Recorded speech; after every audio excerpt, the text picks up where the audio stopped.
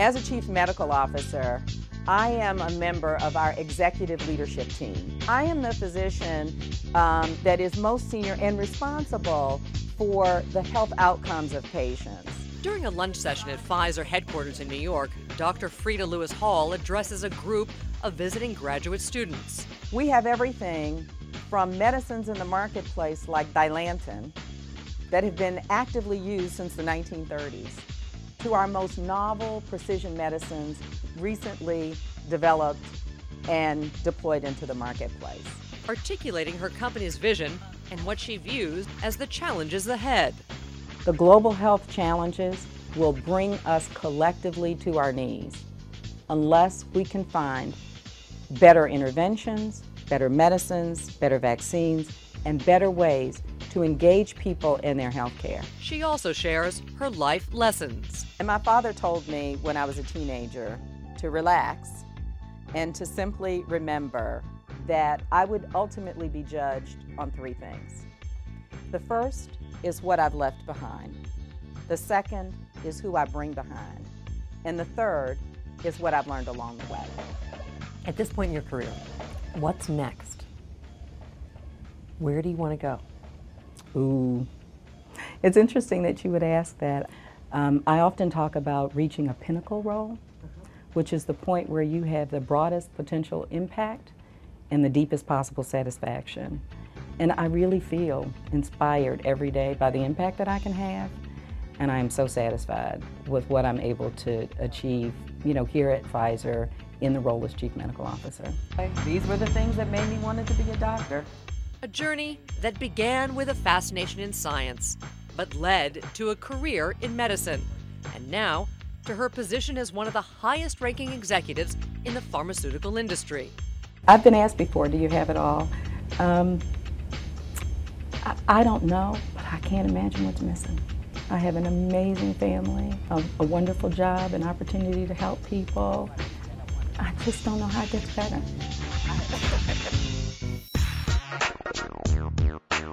Clowning, never forget. I'm Christy Lou-Stout. It's easy to see Krista Monson fully enjoys her role as director of casting for Cirque du Soleil's resident shows. She had a long career as a dancer and choreographer before she got to Cirque. How's everything going? Very well, thank you. The theater is in her blood. It's a really sacred moment for me to be in an empty theater. There's no audience, and the house lights are up, and there's some conversations happening here and there, but it's just a real sacred yet really raw moment. At the office, she keeps things light. Here, she adds a bubblegum blowing contest at the end of a meeting with her talent scouts. I mean, at Cirque du Soleil, we're not juggling in the hallways. We're working hard. I feel it's important to remind ourselves to have fun and to laugh a lot, and when people feel safe and they're having fun, that's when they'll take risk. This is what one of the musicians at one of the shows gave me. So for me, it's really, really, really important to love what you do, and that's when you give others around you the most respect.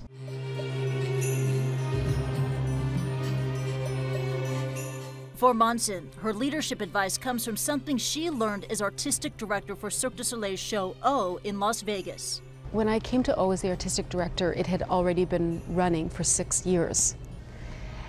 And it was like a fast-moving train, going very, very fast. And I had to literally jump on this train and learn about 6 years of history and vision and nuances. So learn all of that while at the same time leading a huge group of people. You really have to believe in your position, and not just your position on your title, but your place in that moment. It's okay to have an opinion, and it's okay to disagree. I've really learned that at Cirque, that some of the most successful meetings or decisions are as a result of a bit of friction. Some of the best jewels in the world take the most friction to polish. And Monson's last bit of advice? Take risks, as she did when she left behind her world of choreographing to take the casting director position. That's why for me, I never dreamt of casting per se, but let yourself go there. So let yourself go. And it doesn't mean you're failing or this or that. It just means hopefully you're going to realize your creative potential in a setting that's best for you. Great job, Sujana. Wow. Great work.